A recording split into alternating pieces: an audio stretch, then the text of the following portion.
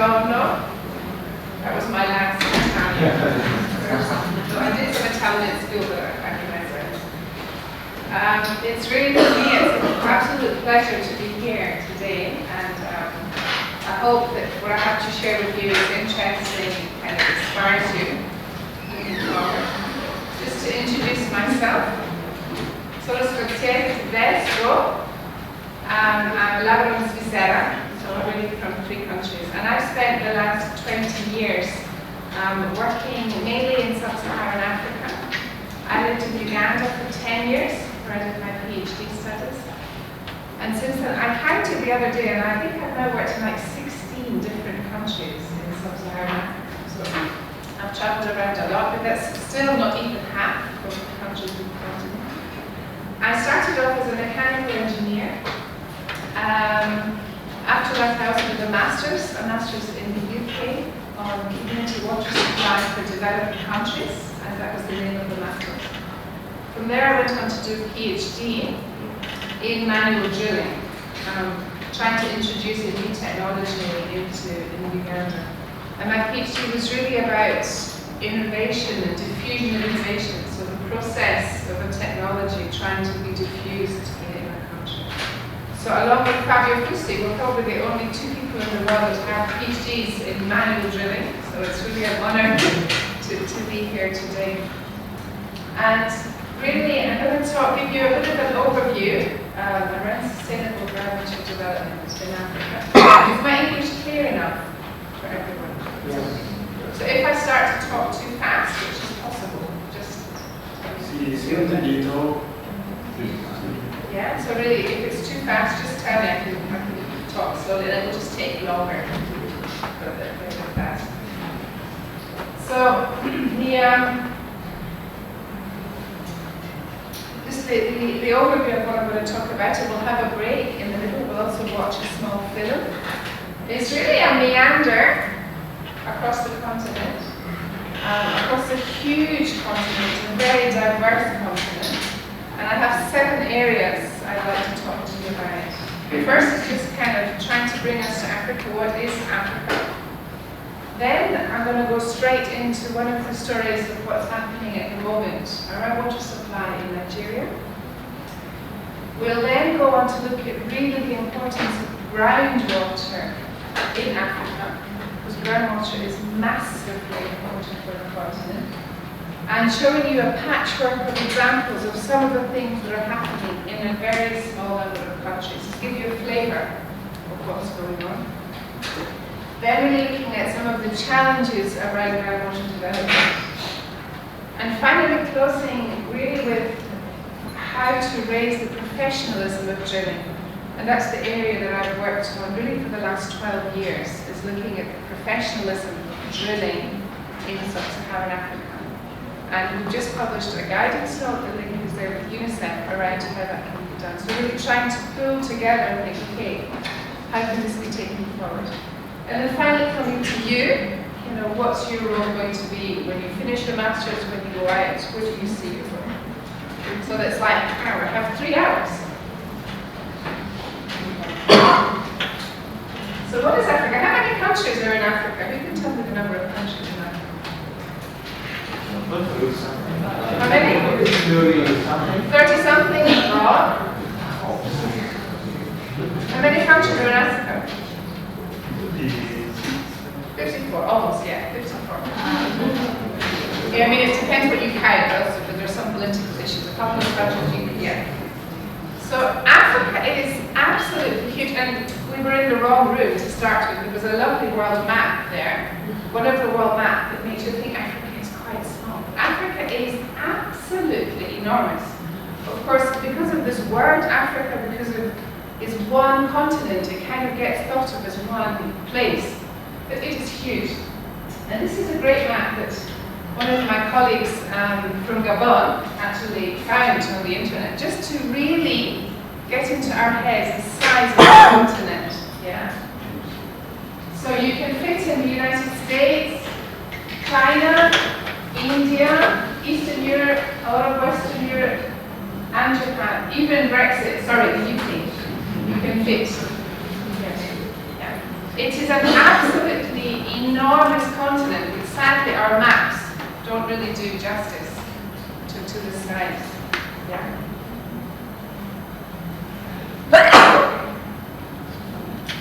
And not only is it huge, and I know I think we have two people here, one from Congo, one from Tanzania, and maybe from Somalia. Yeah. So please, anything you want to add, correct, just raise your hand up, because you're the experts much more than me. I just go in and out. Okay.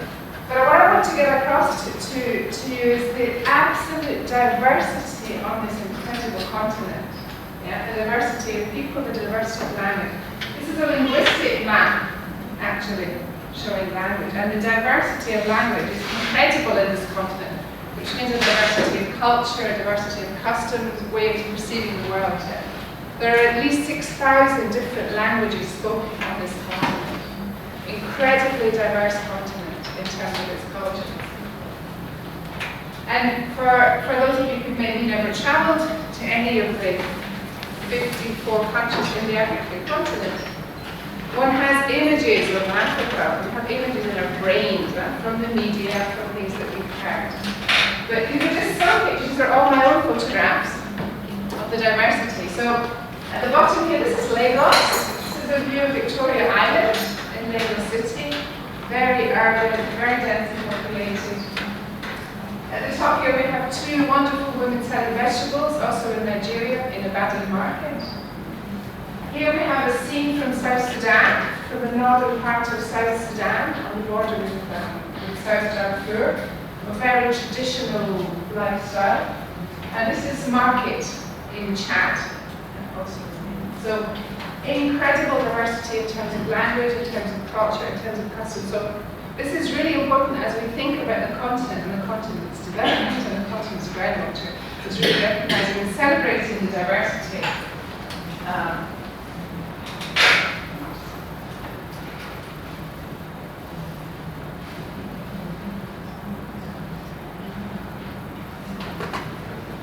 So the next slide is a slide which also is very important for the continent. It's the mineral resources. And sadly, the groundwater of the continent isn't mapped as well as the mineral resources. But I always argue that we need Africa, or as Europeans, more than Africa actually needs Europe, because our industry, our way of life is so dependent on the extraction that's happening within the continent.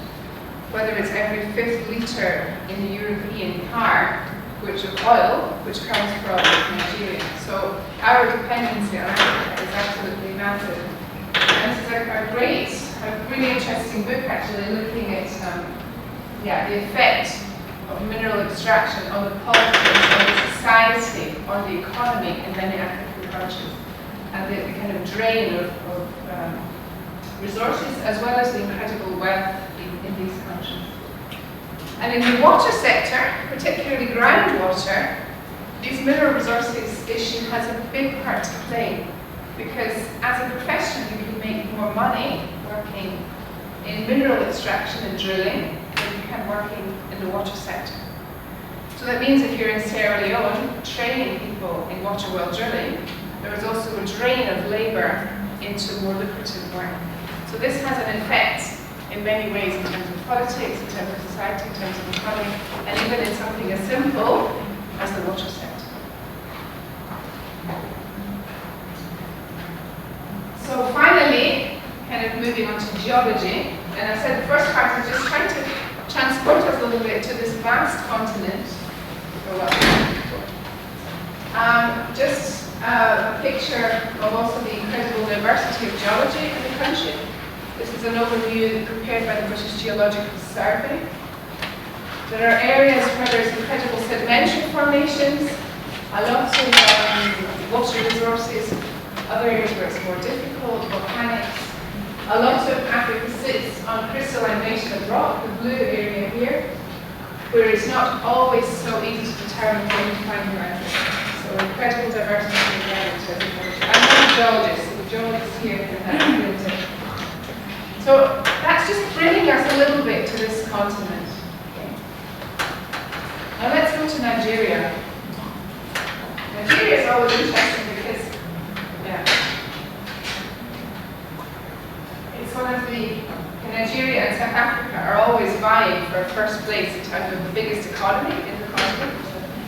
lying between the two countries. The per capita has come up because of the oil prices, but it's between South Africa and Nigeria. A huge country, vast population, and perhaps in some ways ahead of what's happening can happen in other places, particularly because of the incredibly growing population.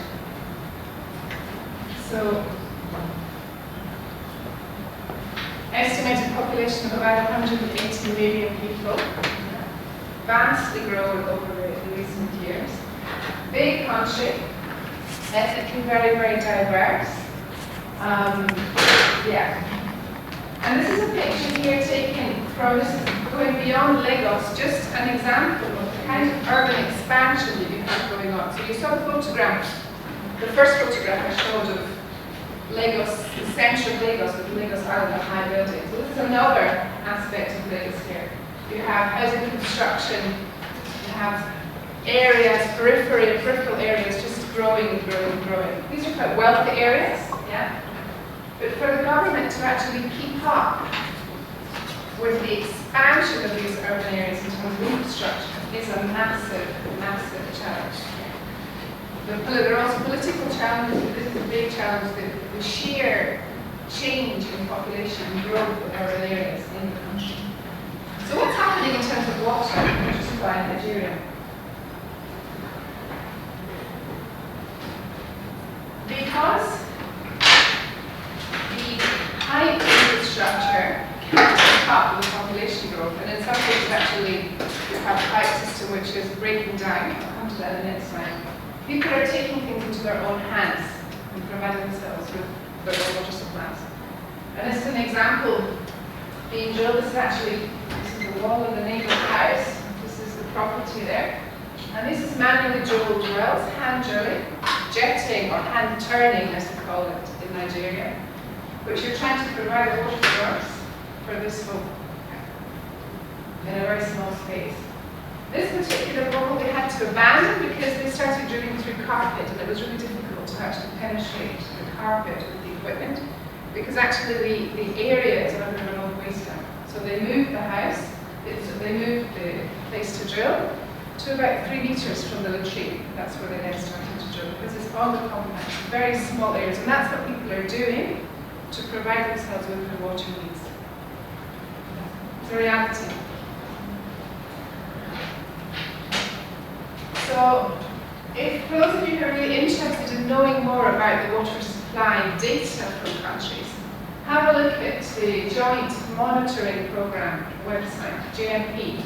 It's data that's basically national statistics collected in countries that are consolidated by UNICEF and the World Health Organizations to come up with these big national statistics and international statistics about access to safe water. There's a mine of information in there. And this is data from 2 years, just to have a look at what's been changing in terms of people's access to water supply in Nigeria. So let me just unpack the figures. So we have 2013 here. The blue is tap water. It's the water source we would like everybody to have. Yeah. And the numbers here are the millions of people with access to this kind of source. Okay. So we have tap water, boreholes, drilled wells. They can be manually drilled or they can be drilled by machines. Hand-dug wells, the open wells. Springs, surface water, rainwater, other here. So the status in 1999. 14 years later, what's happened in Nigeria? The number of people with access to pipe water supply has gone down, and the expansion in number of people using boreholes is enormous. So a huge change in what people are using, and as population has grown, continue to change in overall population here, there's a problem. Yeah. There's a problem in terms of pipe water decline, but there's also people coming up with their own solutions, and also aid programs providing funding, whether it's government funded or externally funded, to provide people with boreholes installed with hand pumps or installed with motorized pumps. That's the situation in Nigeria today. There's new figures out there, but I haven't. And manual drilling, which means drilling with very low cost technology is one of the things that's enabling people to have water at their homes directly, but also has some issues around it. So this is a picture here, taken in Oyo State, Nigeria, south of Nigeria, showing gentlemen doing, have you seen this technique? Have you seen any films of this technique in your courses? You haven't? Maybe we can show one actually. Let's see, during the break we can get one of this. It's a very simple technique of jetting, where essentially water is pumped down the pipe, and the men, I've seen very few women drillers, even though I'm a driller myself, but the men are turning and pushing, and the water is basically flushing out the formation. It's a very simple technique. So you have one person here holding the water pipe, and the other for turning, hand turning is the thing that's given in Nigeria. And this is an interesting story of diffusion of innovations, actually, the Nigerian manual drilling story. So in the 1980s, the early 1980s, in two separate parts of the country, you had the introduction of this technology. So up here in the north, it was introduced really for irrigation, to improve small-scale irrigation, and the technique to install small irrigation pumps, treadle pumps, and small water wells. And from this irrigation technique, it continued to spread out and be used for domestic water supply. In the south of the country, around in the Niger Delta, this technique, this jetting technique, was used as part of the measurements for oil exploration. And they call it seismic, so that the name of the same technologies, the two related to different parts of the country. And what's happened over the last 30 years is it's spread. So, going backwards. So in the 1980s, slowly spreading to more and more parts of the country. It's a huge industry now. So I was doing some work in Lagos in 2014, trying to assess the number of enterprises doing hand drilling in Lagos State. The estimates done about 6 or 7 years ago that there were maybe 100. And it was very difficult. We came to the conclusion that there are 1,000 manual drillers operating in Lagos State, providing people with the water supplies that you saw in the earlier photograph. They're all in business because the pipe supplies are just not reliable enough, or they don't even reach the parts that people live.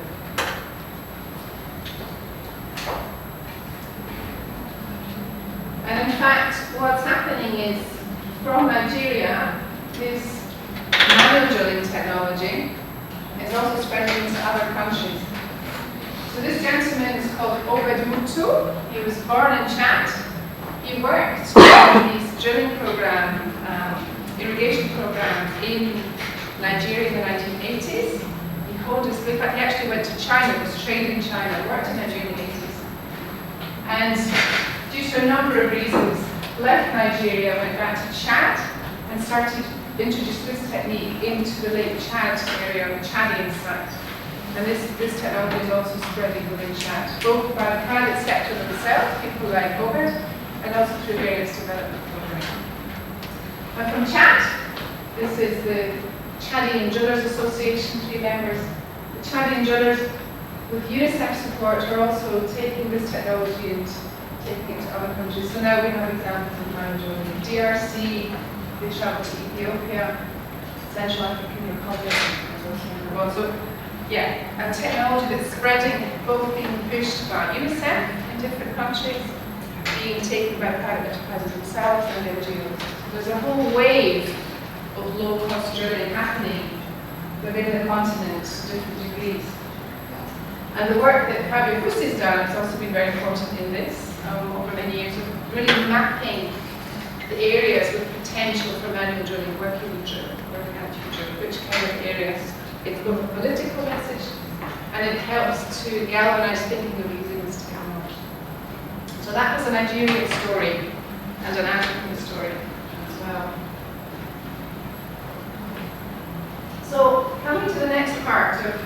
the importance of groundwater development for Africa. Why is groundwater so important on this vast and diverse continent? So, I mean, frankly, we talk about the Sustainable Development Goals. We talk about the target of having safe water, affordable water for everyone in the world. And frankly, unless groundwater in Africa is properly tapped, this cannot be met. So groundwater is absolutely fundamental to reaching the Sustainable Development Goal.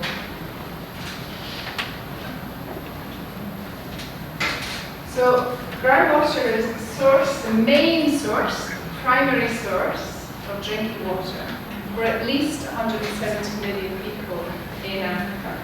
That's the data that you can pull out of the Joint Monitoring Programme, the data that I showed you for all countries. So it's at least for those people. However, within the piped supplies, this is the piped water, either piped into the tap in people's home or piped into the compound. Some of this also comes from groundwater. And we don't actually know. As a global community, we don't know how much of this water is groundwater, how much of this water is surface water. The information is there in people's heads somehow, but it's never been really documented. So even here, it's not clear the extent of dependency on groundwater. I mean, groundwater has been developed really a lot because it's a very reliable resource. It's almost ubiquitous. You find it in many, many places where people live at different depths.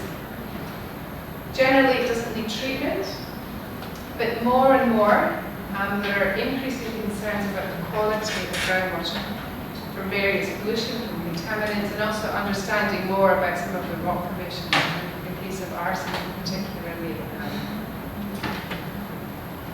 Within Africa also, the international agencies expect that groundwater will be used more and more for irrigation, as we've already seen happening in India, Pakistan, and Egypt. The problem is that the understanding of the groundwater resources isn't very high. So huge demand expected to increase, huge need, but the actual understanding of groundwater is slow. And I showed you the map of mineral resources. There are some countries you can go to and you can find maps about mineral resources, but you can't find proper maps about the groundwater, about the hydrogeology. And this is a huge problem. And this is for those of you who are doing your masters, could play a really important role in the future, really helping to unlock an understanding of groundwater. So these are the first continent-wide maps that were produced by the British Geological Survey, 2012, really trying to demonstrate the potential of groundwater across the whole continent. And this got big news, it got big media attention, and also even encouraged the British government to put in more funding to really help them to understand more about the groundwater resources in the continent. So huge storage, of course not all that storage can be easily tapped, some of it's very deep, some of it's difficult to extract, but tremendous amounts of storage. Unevenly distributed, so this is a map showing the African productivity, how many litres per second we can withdraw. And what you see here around the Gulf of Guinea is this really high potential. This explains some of the growth of these megacities like Lagos. So there's plenty of water in the sediments under the ground that can be tapped. There's enough there, that's what we can put in their bowls. It's soft, it's easy to be extracted. And then you have areas with very low potential. So this whole question of irrigation, how much can be irrigated, how much can be irrigated from groundwater, very much depends on the productivity of these aquifers and how much you can extract to use. And of course, hand pumps. So we see pictures of hand pumps being used to provide drinking water. They tap very small quantities of water. Irrigation takes out hundreds, thousands, as much quantity of water compared to drinking water. So uneven distribution, varied yields, but huge potential. just, my focus has been much more on rural water supply over the years. With just a little bit of a thought looking at the urban picture in Africa. So there's incredible urbanization going on, although rural populations are also still growing, so we can't afford to leave behind and stop thinking about rural areas. There may be 800 million people living in slums in Africa, and this is some statistics we can pull together from Jenny Norwell, really looking at the population that's dependent on groundwater in a number of urban areas, giving you a bit of a picture of that information that's not so clear.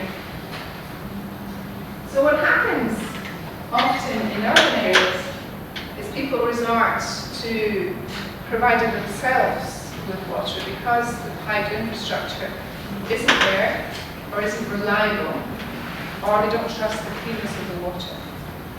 So self-supply which can be low cost, no cost, people drilling their own boreholes, people tapping rainwater, although I think there's not enough rainwater being tapped as could be. Don't get me started on that subject, it's a whole lecture in itself. Issues of disease and accessibility. So a real kind of tension between the self-supply, people supplying themselves with water, and the public supply or the private supply in many, many cities. And this is related to governance issues, it's related to finance available in the country, there are challenges of expanding infrastructure. There's a whole set of issues that need to be brought here.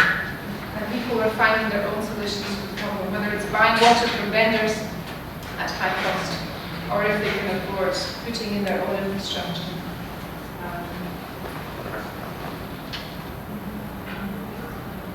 So, what I'd like to do now is just give you a patchwork, really, of examples of things that are happening with respect to groundwater development in a number of countries. I always find it very personal, I find it very hard to generalize about such a huge continent because things are so different from one country, from part of one country to the next. I think if that's a message you take away from this lecture, I'll be very, very happy. Sorry?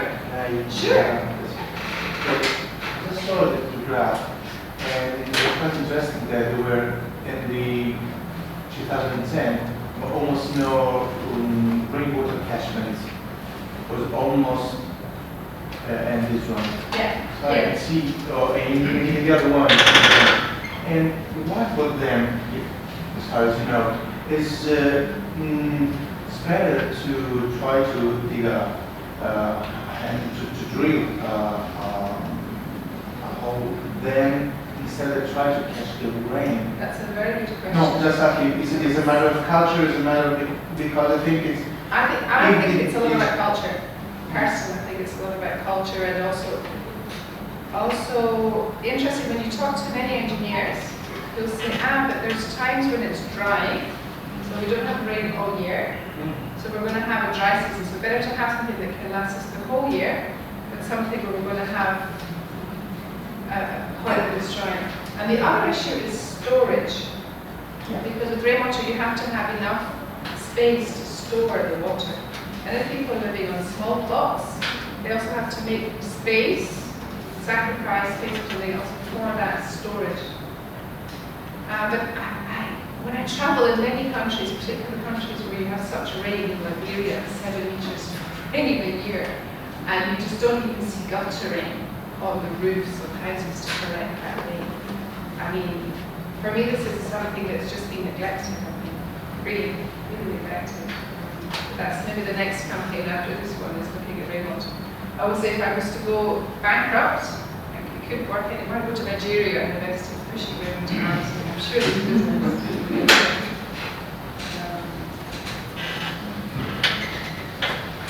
So just some examples here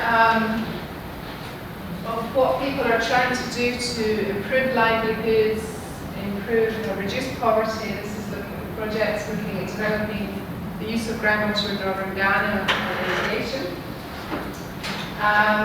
So really fantastic, but what's one of the byproducts that's happening is that there's an increase in the production of vegetables.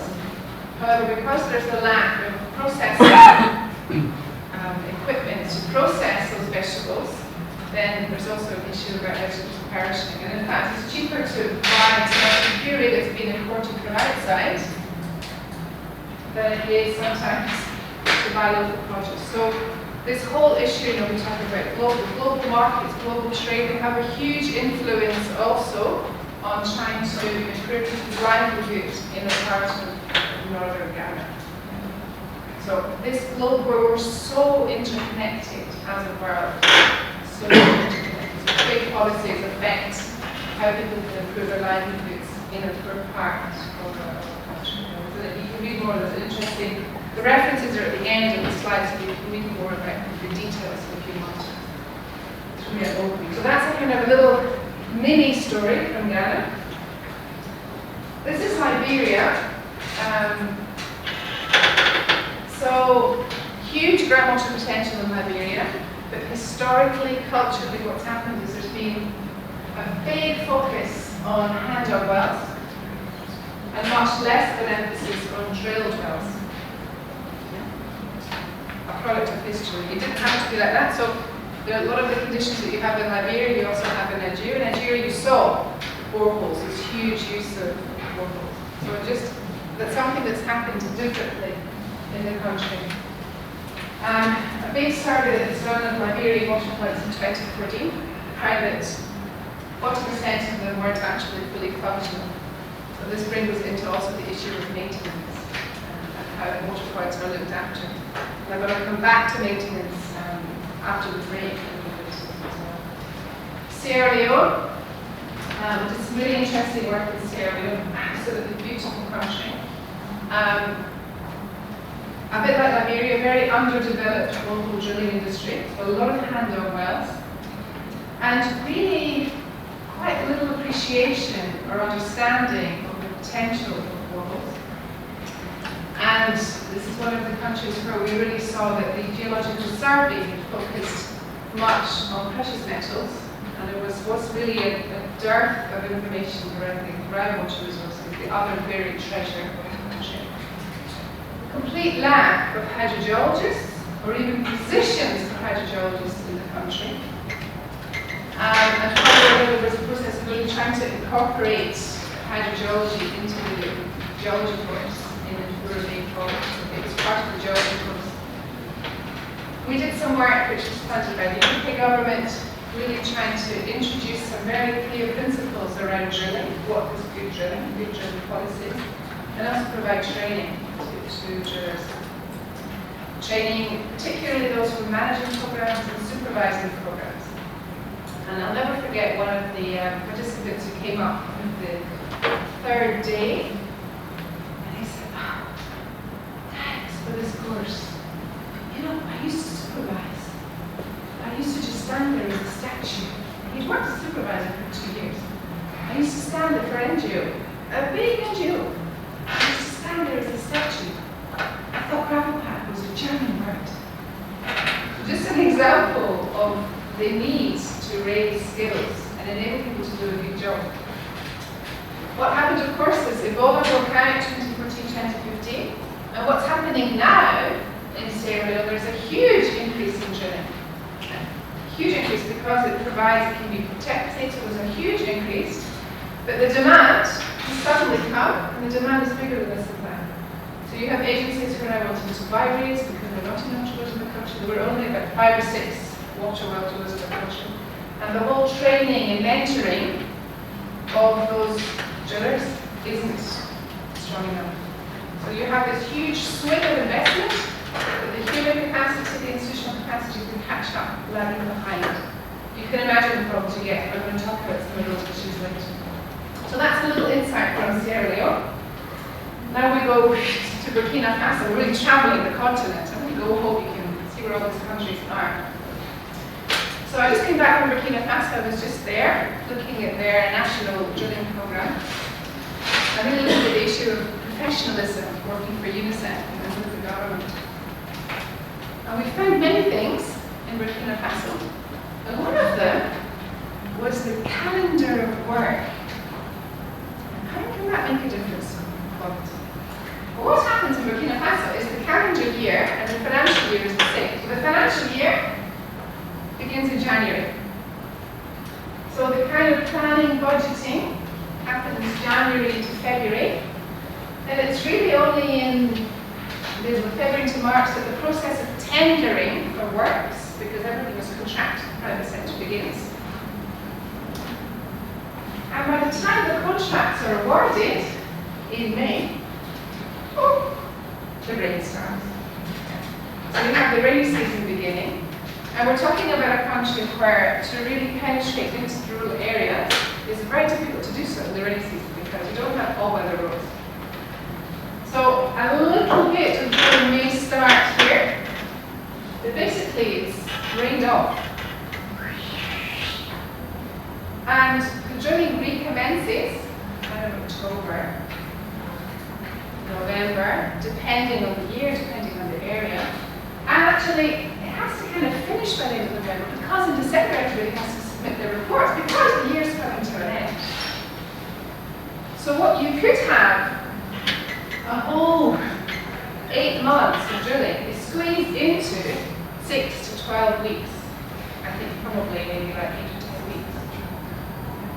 So, we think a lot about these technical aspects. What I'm trying to do with this presentation, as well as taking you on a journey around the continent, is just to open your eyes to all these other things that cause problems that ultimately mean that people don't have as good water supply as they should. And these are all things that we need to be thinking about to reach this sustainable development.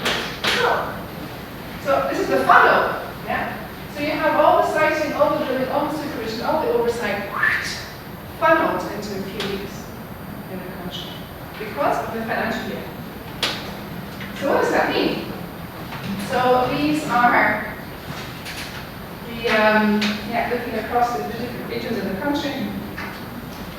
In an 8-week series, in 8 weeks, I took the data from 2016. I took the amount of wells that were either drilled or rehabilitated across the year, divided it by 8 to calculate how many wells are being drilled new or rehabilitated per week. And how many staff are there from the government to oversee things? 3. So there are supervisors full-time on site, but the oversight mechanisms, how is it possible to cope and to ensure quality? Never mind when you come to start to talk about things like corruption and integrity, all these very big, but the practicality of overseeing the construction work is difficult.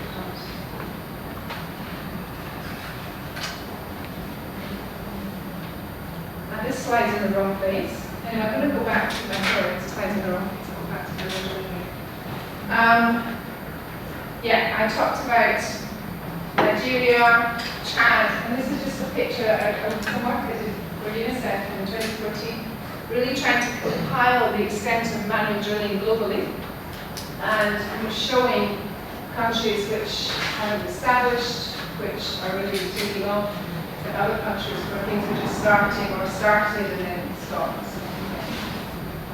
Sorry, that's a bit jumping around. Okay. How are we doing? Well, you've done really well, you're like me, you just look like you're still listening at me. Any questions up to that point? Any questions or comments or things that are maybe new, things that you hadn't thought about before?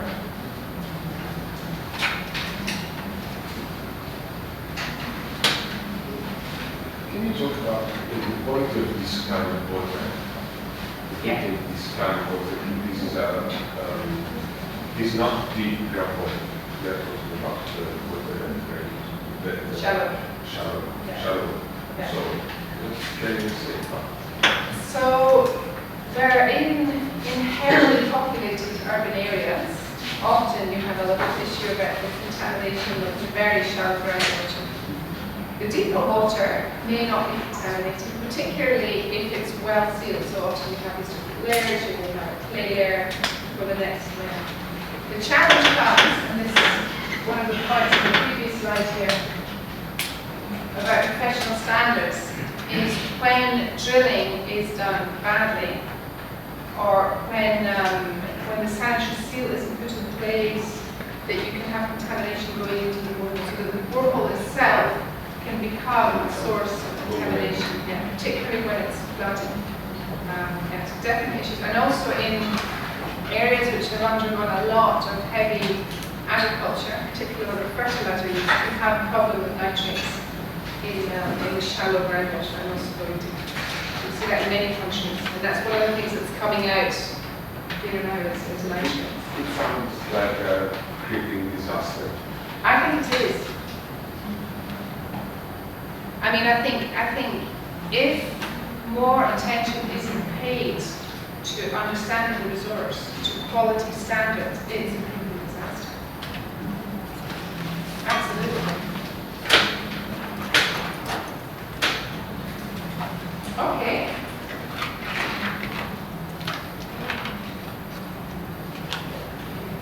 So yeah,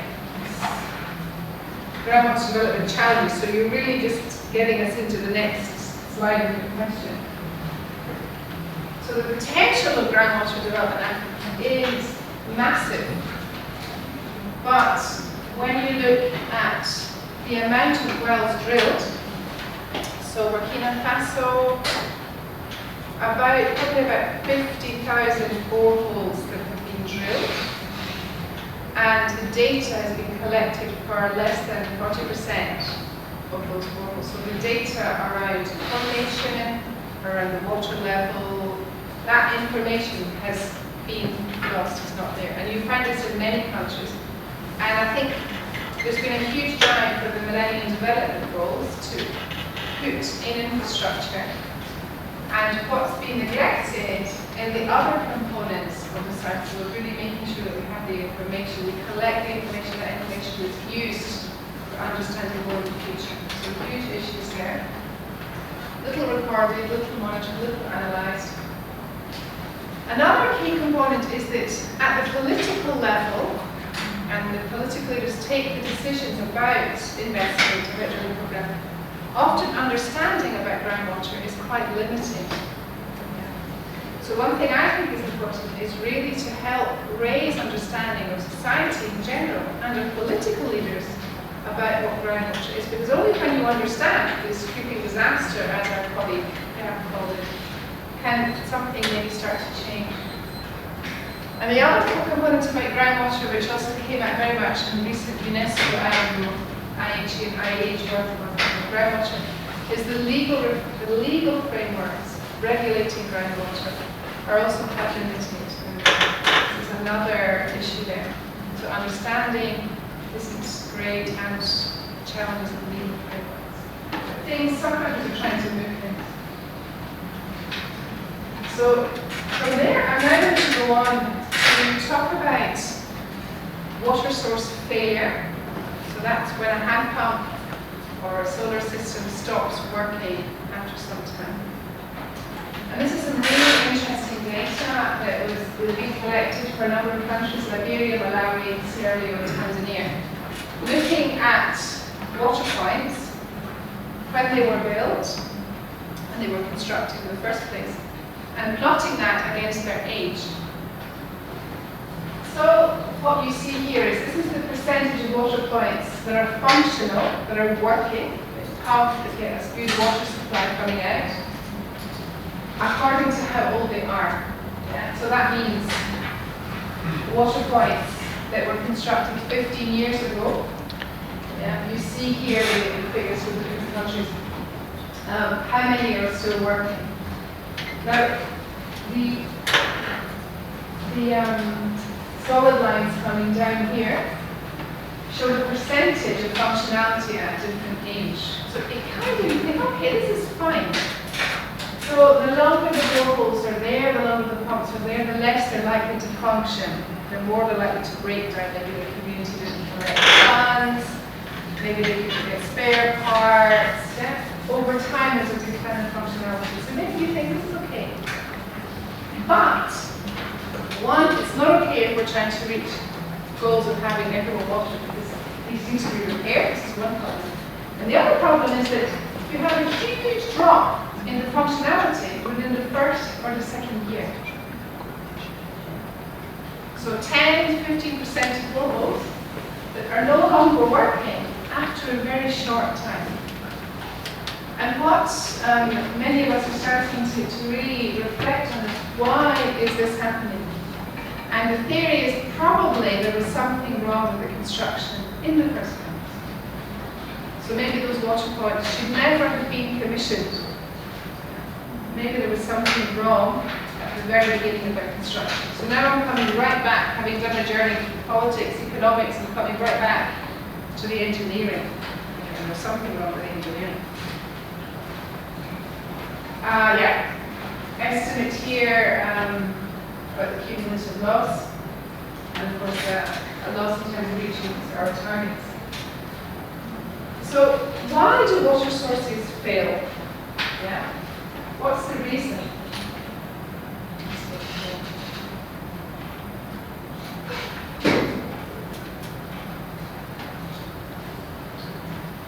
So the first reason, this primary reason, you have the yield is low. So when you pump the water, when you pump the pump, there is little water coming out, so there's low yield.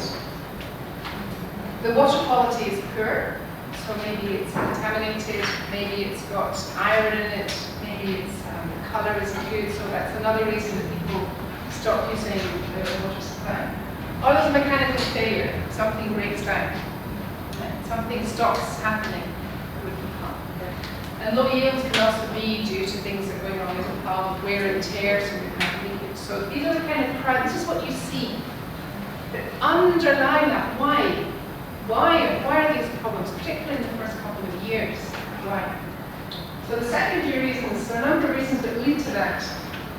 Poor siting. Was the borehole positioned in the wrong place in the first place? Was it really a productive aquifer? Yeah. Was it designed properly? Was the screen positioned properly next to the aquifer so it could tap the water? Was there maybe low potential of groundwater? Were appropriate materials used?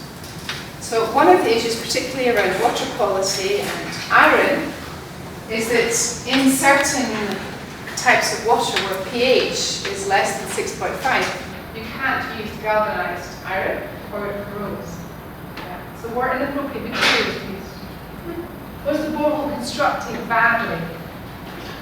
Was there an issue with the chemistry of the groundwater? And then looking at mechanical failure, what are some of the underlying reasons? Spare parts, yeah. Maybe it was something simple, but the community couldn't access the spare parts.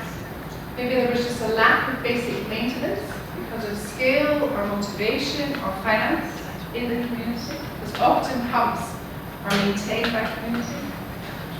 Maybe it was just too difficult. Maybe there was vandalism. In some countries you have issues of vandalism of pumps being stolen or damage by accident children playing. Was there some capacity of the community to pay for the spare parts? Was there a problem? Was there conflict in the committee? I remember interviewing a woman, a hand pump mechanic in South Sudan, who had a swollen face. And I asked her, why is your face swollen? And she told me she tried to collect funds and she'd been punched by somebody trying to collect funds. Probably an extreme case, but yeah. Or the internal dynamics of the community. So how the community is able to work together for its, to maintain its source, and how much support is again. So those are kind of the secondary reasons underlying primary. But even under those, there are more reasons. And until we really get to the root of the problem, it's very hard to ensure that quality.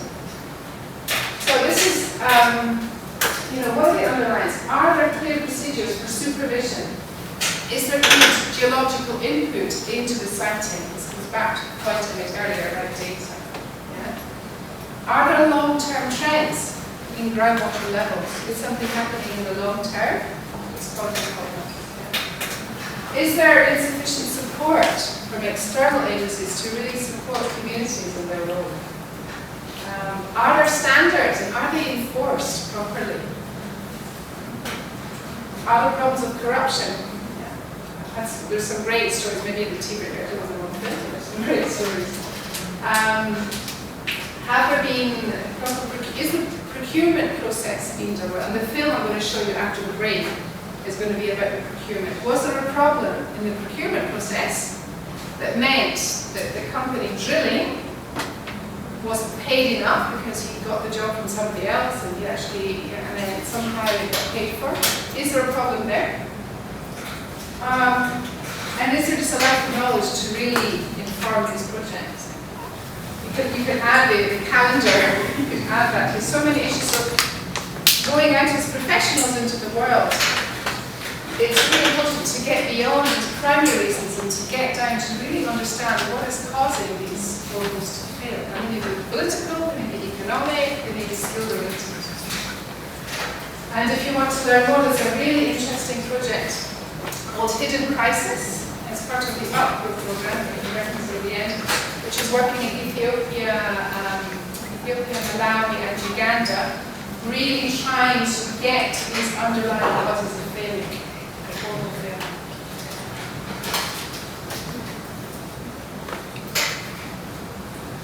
But coming back to the slide where you see the decline in functionality, and particularly the early decline, we really need to get the engineering right. And these are just examples from a couple of countries. Rehabilitation work, small studies, but still insightful. 92% of failed boreholes is because of construction quality in the small sample. What really interesting work by Elizabeth Childs from Malawi, social scientist. What she was expected to find more about social problems with borehole maintenance. What she actually found was that the biggest influence was poor engineering quality. The type of installation wasn't correct. Uganda problems with poor insighting, and also when you get in Nigeria. So really making sure that that engineering is right. I'm going to show you some pictures of what does that look like here? What does poor engineering look like if you do? So these are pictures taken of water sources that were 1 or 1.5 years old. Okay. You have example here of rusting. Yeah. So you have corrosion here, you have corrosion, rising name, pump rod, the germs of pump rod corroding. Stick on corrosion. Yeah.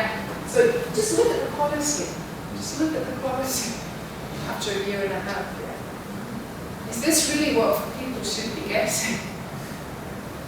So you not only do you have issues of this kind of rusting, you have corroding here. You have a cracked apron, so either the cement wasn't enough, it was poor quality, it was badly cured. The engineering wasn't good enough. This picture is probably not so easy to see, but basically it's not straight. Problems. Look at the extent of wear on that after such a short period of time. So getting the engineering right is fundamental. It's not simple.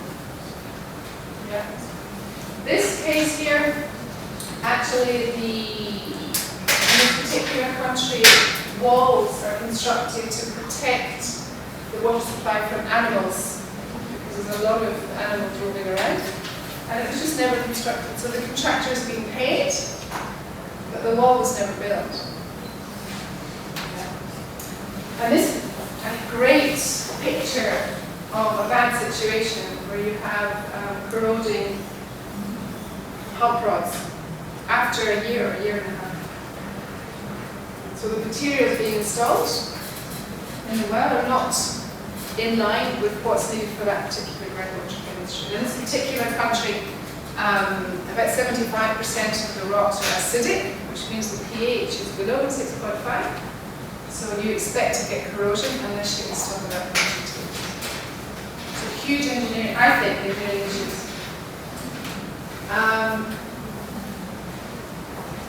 Just to show some of the corrosion problems, what happens with corrosion. So in the morning when you pump, you have this acidic water which is slowly eating the rising main and the pump rods overnight. And in the morning when you pump, you get this very brown water because you're pumping out the water that's been sitting that's got rusty, yeah, that contains the iron. And this is some work that's was done by Vincent Casey from WaterAid, linked to this earlier program, really showing that the water clearing over time. So they're just taking samples at different times, showing the water clearing. And iron, you can iron, that's a real Scottish way of saying iron. English say iron, I can't say it in English, iron. But iron can either be because it's naturally in the rocks, or it can come from the metals corroding in the ground. And this is a way of telling, if you start in the morning and it's very turbid water and it clears, this tells you that most of it is coming really from this corrosion problem. For example, here. Right, so there are a number of water quality areas. We talked about water quality issues. pH, a big one. Again, Vincent Casey, he said this corrosion issue is a scandal of neglect because the sector has known about corrosivity, but yet still pipes are being installed that corrode. So this isn't just a technical issue, this is something else, some underlying issue in a number of countries, not everywhere, but in a number of countries. And here are some of the issues that you find around groundwater quality, which I'm not going to go into. But if you're interested in arsenic, there's a world of literature and interesting work going on in all these areas. And I'm really hammering hard the engineering point today, talking with engineering. Another example. This is the work, the Hidden Crisis Program, the research in Uganda. They looked at a number of water points that had completely failed and tried to diagnose what happened. This is a traffic light system. Green is good, orange is medium, red is bad. Make it very simple for you. The link is there. But they looked at the pre-construction period, the construction period, and the post-construction period. And they looked at a number of issues. Yeah? They looked at the siting, the community engagement, and the demand, pre-construction. They looked at design materials supervision, the components during the construction and after. And what is really striking about this graph is just how much red you have around the construction. And we should be able to be getting the construction right. But an example showing you that it's really problematic. So engineering is still in. I'm going to take a break now. This is a logical time for a break. Is that okay? Yeah, we have a little break. There's a film I'd like to show you, so it gives us time to download the film. So I brought it in French by mistake. So how long are you? Right now? Yeah. For how long? I know this is a lot to take in, what I'm downloading to you is kind of 12 years of staff thought work, so it's a heavy presentation, I'm aware of that. So forgive me for that. One of the points I made in there, just before we went to the break, is this importance of political understanding around groundwater and different aspects of contracts. And what we did, so this is work with SKAT Foundation, UNICEF, WaterAid, and the American National Groundwater Association, is we developed a series of 4 films that really try to compress the issues into 5 minutes that animated the film. It's the first time we did it. We discussed with Fabio which one to show you. Because your lecture this afternoon is more about the technical aspects, I'm not going to show you the technical we do, but I'm sure you'll be interested in the film, so the links are on the slide. Instead, I'm going to show you one about contract management. So this is a film really trying to enable people who are not groundwater experts to understand some of the things that are important around managing drilling contracts. So enjoy the film.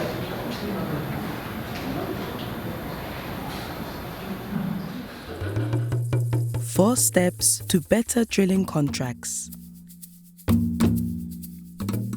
When I was little, I wanted to be a superhero.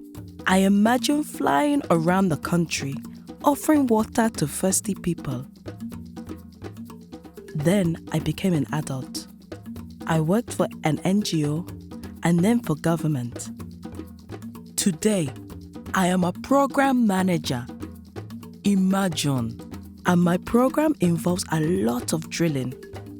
Did you know that over half of the people in the world depend on groundwater for drinking?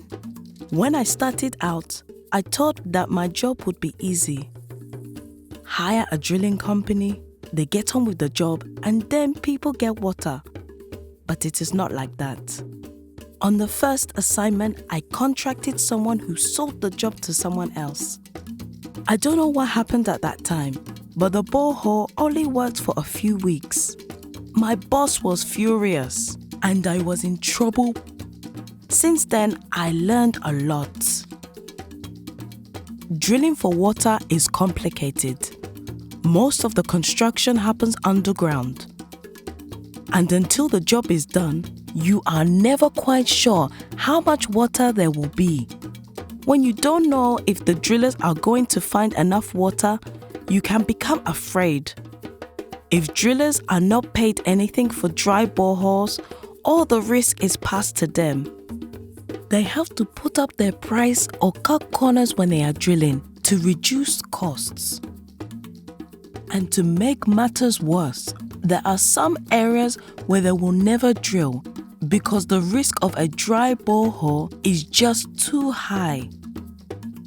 My boss did not really understand the uncertainty associated with drilling and thought that drillers can find water anywhere and so blamed everything that went wrong on them. When you manage drilling projects, it is easy to get scared, lose trust, and get into arguments. Running a drilling business is not easy either. Equipment is expensive to buy and maintain. Good staff are hard to come by, train, and keep. And unfortunately, drillers often face demands for payments to ensure that they are awarded contracts. Meanwhile, we have targets that we are supposed to meet. Our plan says that 10,000 people must be reached with clean water this year, and my budget is limited. So in such a risky business, everyone actually needs to work together. Trust is needed. So what is the solution? Well, here are my 4 steps to better drilling contracts. Firstly, I prepare a procurement plan which sets out all the stages including siting the boreholes. It includes a timeline and all of the costs. This includes supervision and management as well as the actual drilling. I follow a very systematic contract award process. Having learnt the hard way, we now pre-qualify drillers. This means that every few years, the registration, licenses, premises and equipment, as well as the competence of company staff are checked. We publish a list of pre-qualified companies in the newspaper. Briefcase companies do not have a chance as they cannot meet the inspection criteria. Once we announce the tender, we invite the pre-qualified companies to a meeting. We tell them exactly where they will be expected to drill. We explain the project to them and they can ask questions. This helps reduce arguments later.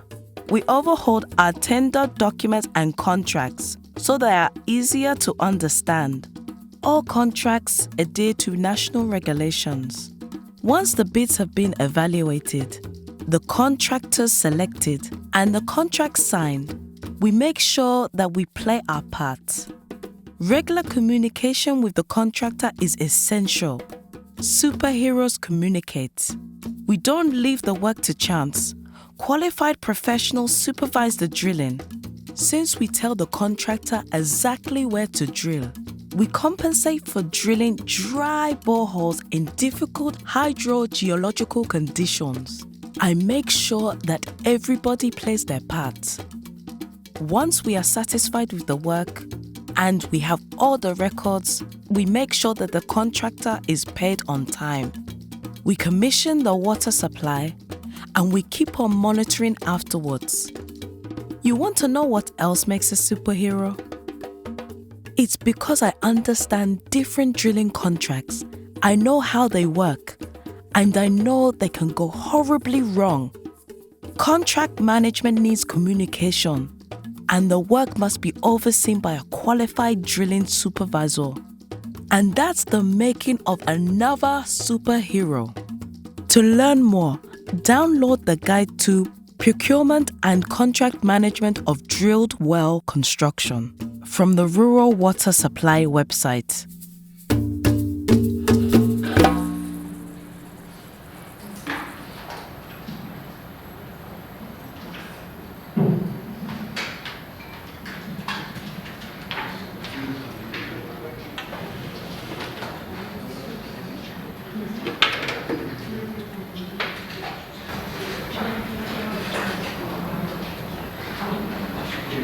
One comment, please. Yeah, so they just get back. Especially for those of you that are training, becoming water technician operation. As you see, when you decide whether to drill a borehole or to create a water system, is not only a technical problem, but it's a social question. A contractor for drilling, he will drill in the best hydrogeological context, but there could be other aspects that we have to consider: security, social and power. So something it's better to drill and to create a hand pump where women they don't have to go alone in a dark area for a security problem. So why it's important not to delegate all the risk to the contractors drilling the borehole, because for sure they will not accept to drill in a less favorable hydrogeological context because of security or social aspect. So the decision of where you have to drill and what you have to build it is something that you have to balance between technical aspect and other aspect. For this reason, I mean, when we say that everybody as a water engineer is going to Africa for an NGO, it's not only a water engineer, but it's between water engineer and social operator. That's something that here is different. Thanks. Thanks a lot, Fabio.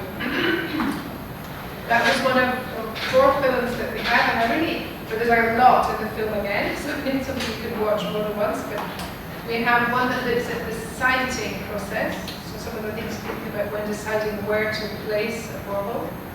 There's one about the contracting, the one that you just saw. We have one also around the technical aspects of borehole drilling, and one more looking at the management. So have a look at those films. You pick up a lot of information. And really the big message coming out of all of the films is that we need professionalism. Yeah. And when we say professionalism, particularly as the water supply network, where I work, we define professionalism as the skill, the good judgment and behaviour expected from a person or organisation to do a job well. So professionalism doesn't just mean private sector, it's really about doing a professional job. And the guidance that we've just published, SKAT Foundation with UNICEF, is all about how people working in a country can enable the drilling section to become more professional. So I've talked a lot in the first half about the context, the continent, some of the problems.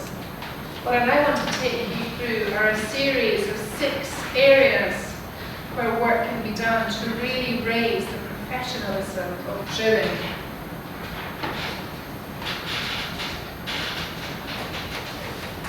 So, the Rural Water Supply Network is a network of almost 10,000 professionals, people working on rural water supply all over the world. We have members from more than 170 countries. And what the Rural Water Network has done really brought some of the big agencies together to work in solving some key problems. So really the World Bank, UNICEF, African Development Bank, Swiss government, IRC, SKAT and WaterAid, really coming together and trying to provide guidance that everybody needs. And this topic of drilling, of cost-effective drilling, of drilling professionalism has been a topic within this network going back to 2005. And I've been leading this topic for the last 12 years. And what we did is we came up with, this was very much inspired by UNICEF, a code of practice for cost-effective goals. Really trying to put on paper the key aspects around cost effectiveness, so about trade sector, around regulations in place, around good siting practice, a whole set of principles. And kind of in parallel and before and after, we developed a whole set of guidance materials trying to enable to raise understanding of the groundwater resource itself, costing and pricing, how to calculate the cost and the price for drilled wells, procurement, and you saw the film that we've now just done that promotes this procurement, contract management guidance, some very detailed guidance here, siting and supervision. And from these we've also developed short courses, 1-week courses, that really help to raise people's understanding and also to trigger more interest in country of raising capacity. Because until you know what you don't know what you're missing. So part of the work that we're doing with UNICEF is really, for example, in Zambia, we ran this 1-week procurement contract management course, and this really helped to trigger more interest to do more to raise the skills of the country as people see what they're missing. Like my friend from Sierra Leone, the statute, the supervision statute, of knowing what you don't know. But what we realized over the years is that developing these guidance notes, they're in English, they're in French, just isn't enough to really start to transform the sector. Much more needs to be done.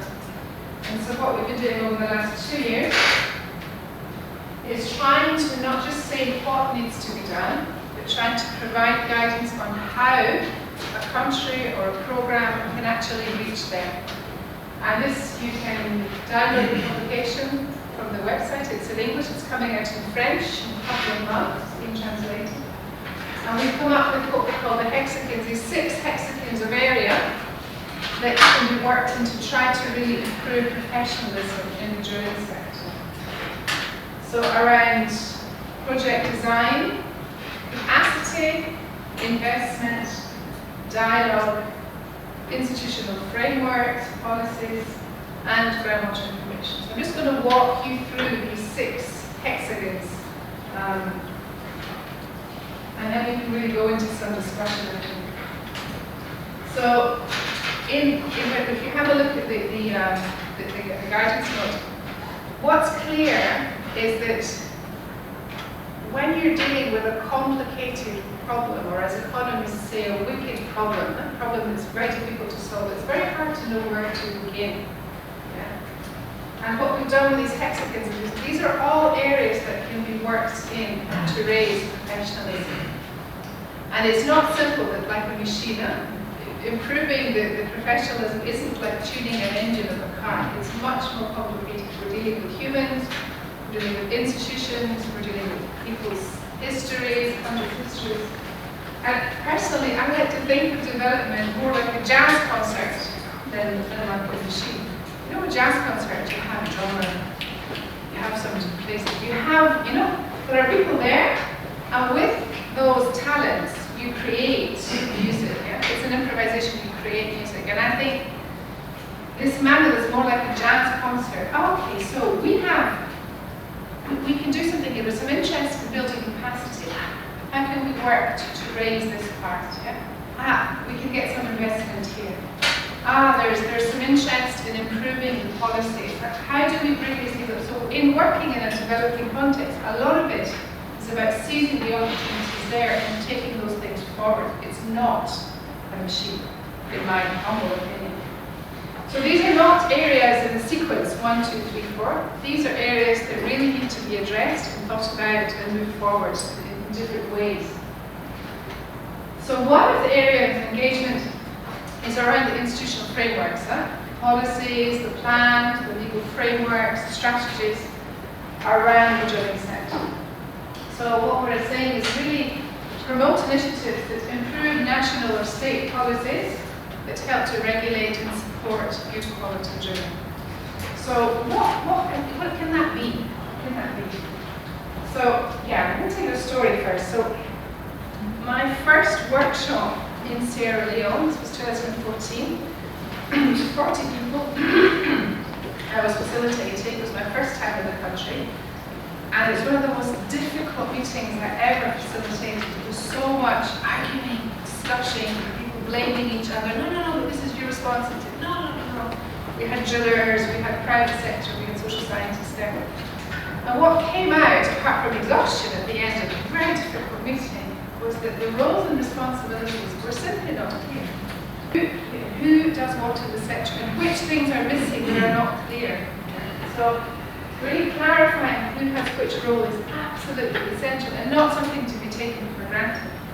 And maybe one NGO does it this way, another NGO does it that way, the private driller works for this one.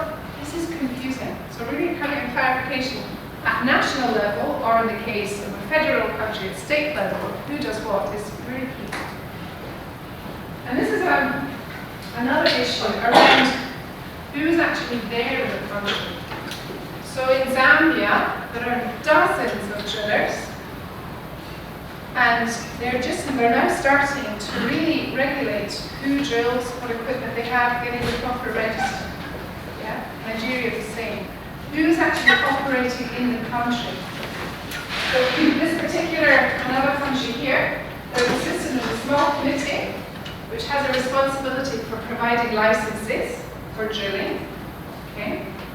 And there are, dozens of drillers, but actually they don't really know who's out there, because this committee of 10 don't have the resources to properly validate who's drilling. So the point in the film, where she says we're going to pre-qualify the drillers, we check the premises, we check the licenses, this process isn't taking place. And the result is that work is being done and contracts are being won and sold to somebody else because somebody has a license who maybe doesn't have equipment and doesn't have personnel. So this is part of the institutional framework. So those of you who are legal experts or interested in legalities, this is a really, really important issue.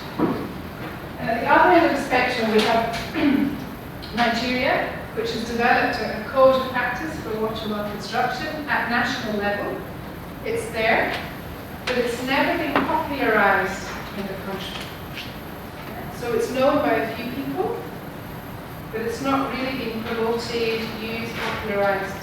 So it's not applied either. So just finishing with a paper on the shelf also isn't enough. And these are the sort of principles that we developed together with the government of Sierra Leone, which also could be much more popularized than they are. And as I talked about earlier, with post-Ebola, increased pressure to drill, the demand is increasing the supply, so the attention is there as well. So institutional frameworks, really interesting area of work.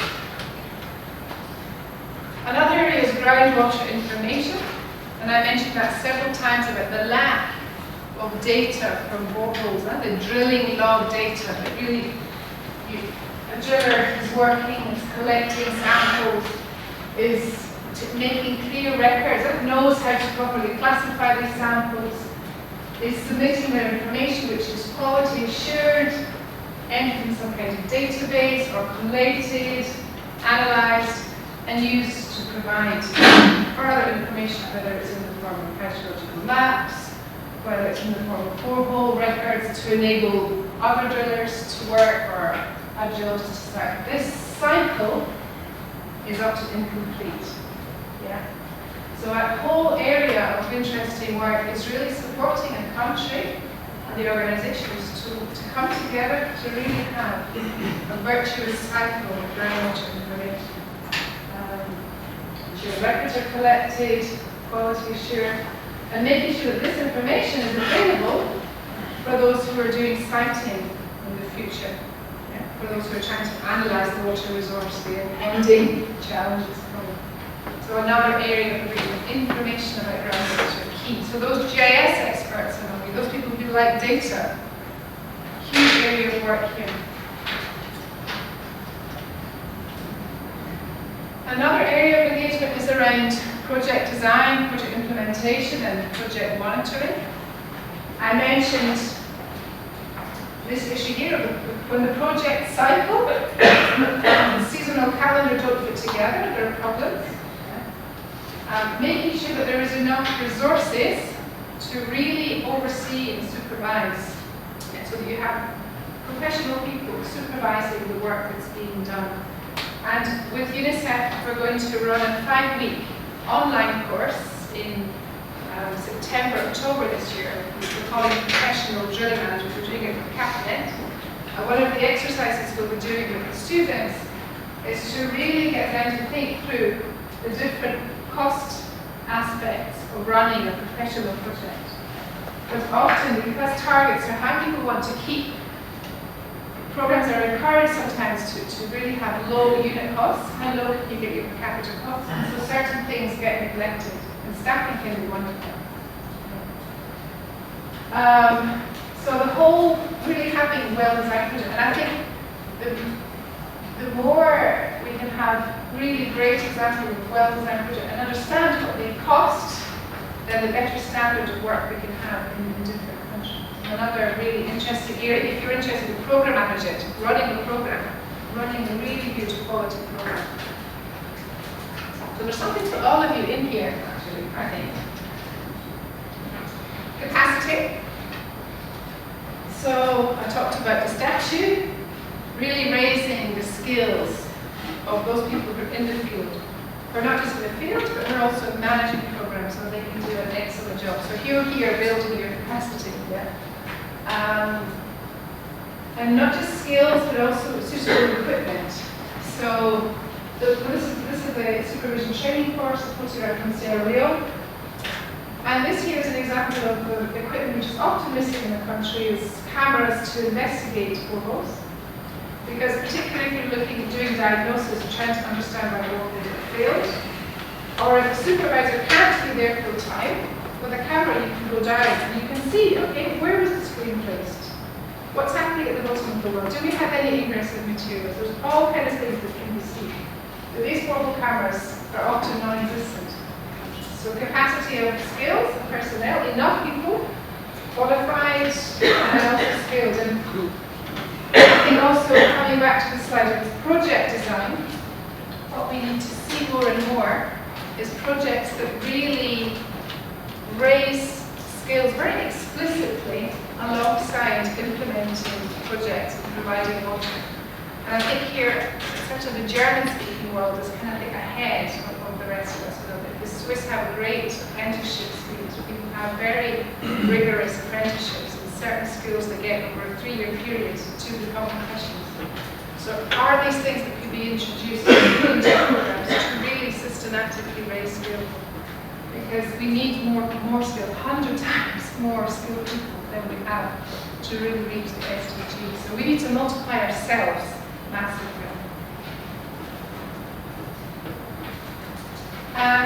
The next area of engagement is around dialogue and awareness.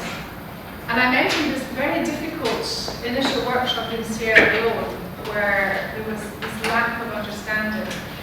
What we also did is we organized with the government some dialogue between drillers, a few drillers in the country, and the government to really enable people to understand each other's perspectives, come together and hear the problems that they're having. And there are a number of countries that have formed drillers associations or states, federal countries that have associations of drillers, and drillers can talk to each other and also take their issues to the government or to NGOs. So these platforms of dialogue are really, really important to move the sector forward. In Burkina Faso, they're in the process now of writing a decree to make sure that twice a year there's a regular dialogue between the drillers and the government, that they start to understand each other's issues and not So dialogue very important for those social scientists and those who like facilitation, another role there for you. And then awareness raising. So I talked before about the awareness of political leaders and also awareness of the population about the issues and knowing what they can do. So much more use of radio, of media, of ways of really getting those messages out to enable people to understand and discuss some of the issues. Yeah, we need to get groundwater under the ground, and to get the secret hydrogeology out into the public domain, to really raise consciousness about these issues which are kind of hidden. And lastly is around investment. When we had the publication reviewed, we didn't have investment there, because one of our reviewers was very tough and said you can't take investment for granted. So there's a whole work to be done to really encourage investment in capacity strengthening, in improving information and data, in making sure that we have high quality programs. The whole issue around investment, of raising the financial resources to develop and sustain a professional journalism. So this then speaks out to those of you who are economists and looking at how to invest. So how do we make the economic arguments? So what are the economic arguments to invest in apprenticeship schemes and mentoring versus the loss of quality of boreholes? Yeah? How do we make the good economic arguments to really invest in a strong professional sector? Those are some of the questions that we still have to address. So here, I guess you'll put this somewhere on the server, you'll send the presentation out. So here's a list of all the animated films. For those of you who speak more French than English, the French ones are also there. And we don't have them in Italian, who knows? Inshallah, one day. And so really closing, it's kind of over to you. You're doing your master's programs, you have backgrounds. What do you see as your role? What things are interesting for you to try to really improve sustainable groundwater development in Africa or beyond? That's my question now to you. Thank you very much.